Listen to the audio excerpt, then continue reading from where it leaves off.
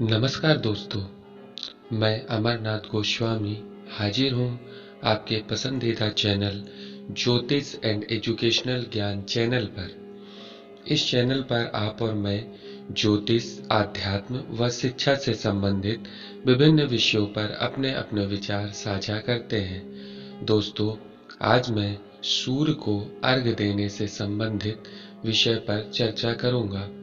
लेकिन कार्यक्रम शुरू करने से पहले अगर आपको ज्योतिष व अध्यात्म में थोड़ी भी रुचि है तो इस चैनल को लाइक, सब्सक्राइब करना ना भूलें। और हाँ, चैनल को अपने मित्रों व परिजनों को शेयर करना ना भूलें ताकि हम सब मिलकर ज्योतिष व अध्यात्म के इस गहरे सागर में गोते लगा सकें। दोस्तों, आज मैं आपके सम्मुख भगवान सूर्य को अर्घ्य कैसे देना है, अर्घ्य क्यों देना है, अर्घ्य देने से क्या लाभ मिलने वाला है, इस सारे विषयों को आज बताने जा रहा हूँ।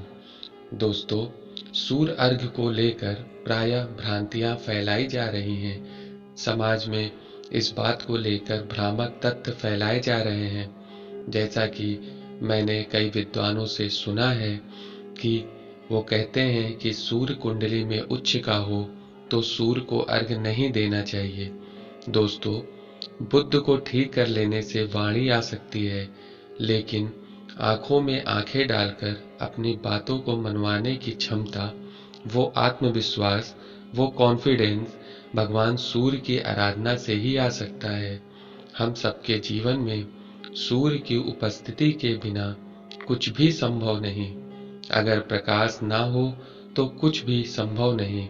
और यदि सरकारी नौकरी चाहिए, नौकरी में प्रमोशन चाहिए, सफलता चाहिए, यश चाहिए, मान चाहिए, आपके किए हुए कार्य का आपको यश प्राप्त हो सके, तो इसके लिए सूर्य की आराधना की अत्यंत आवश्यकता है। इसको लेकर समाज में कितनी भ्रांतियां हैं। जैसे कि पहली, सूर्य को अर्घ्य कैसे देना चाहिए। कुछ लोग कहते हैं कि सूर्य को अर्घ्य घी से देना चाहिए, क्योंकि जब आप जल से अर्घ्य देंगे तो सूर्य शांत हो जाएंगे। ये बहुत ही हास्यास्पद सी बात है। अब बात करते हैं सूर्य को अर्घ्य किससे देना चाहिए। तो सूर्य को दोस्तों अर्घ्य जल से ही देना चाहिए। क्यों देना चाहिए? क्योंकि इस धरती पर प्रकृति का दिया हुआ हवा के बाद सबसे अनमोल धरोहर जल ही है। त्वदीयम वस्तु गोविंदा तुभ्यमेव समर्पय। इस सृष्टि पर जो भी है वो गोविंद का दिया हुआ है और उनको हमें अर्पित करना है। तो सबसे पहले तो सांसें हैं, वो ही दे देना चाहिए। तो सांसों के बिना हम बिल्कुल भी जीवित नहीं रह सकते। तो हम वाणी के रूप में अपनी सांसें प्रकृति को अर्पित करते हैं। इसके बाद दूसरा जिसके बिना हम जीवित नहीं रह सकते वह है जल, और भगवान सूर्य अर्घ्य स्वरूप हैं। अब बारी आती है कि अर्घ्य का विकल्प भी है, दुग्ध और घृत। जी हाँ दोस्तों, निश्चित रूप से आप दूध और घी से अर्घ्य दे सकते हैं, लेकिन अर्घ्य का अर्थ एक बूंद घी लेकर छींटा उड़ाना नहीं होता।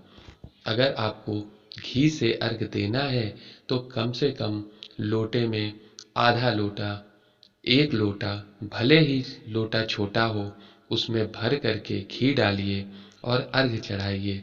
अर्घ्य चढ़ाना चाहते हैं तो एक लोटा घी चढ़ाइए, फिर देखें कि आप घी से चढ़ा रहे हैं। दोस्तों, हम सिर्फ उन वस्तुओं को स्वीकार करते हैं जो हमें संतुष्टि देती है, ना कि वो जो शास्त्रोचित हो। आप छींटा देने की बात कर रहे हैं, अर्घ्य की नहीं। अर्घ्य देना है तो लोटे में जल हो, घी हो, दूध हो, पर्याप्त मात्रा में होना चाहिए और उसी से अर्घ्य दीजिए। लेकिन शास्त्र घी से नहीं, जल से ही अर्घ्य देने की कहता है। इसका एक प्रमाण मैं देता हूँ। शास्त्र कहता है, जले स्वर्धा प्रदातव्यम जलाभावे शुचि स्थले संप्रोक्ष वारिणा सम्यक ततो अर्घ्य तू प्रदायेत। अर्थात जल से ही अर्घ्य देना चाहिए, जल के समीप, क्योंकि सूर्य अर्घ्य देने का सबसे बढ़िया जगह है नदी के तट पर। अगर आपके पास नदी की व्यवस्था नहीं है तो जहाँ आप हैं उस स्थान को पवित्र करके पोंछ करके साफ सफाई करके अर्घ भगवान सूर्य को प्रदान करिए। अब शास्त्रकार बताते हैं कि सूर्य को अर्घ कैसे देना चाहिए। तो दोस्तों, मुक्त हस्तेन दातव्यम मुद्राम तत्र न कारयेत। अंगूठे को अलग करके हथेली में लोटा लेकर अर्घ देते हैं। अंगूठे को तर्जनी से चिपकाना नहीं चाहिए।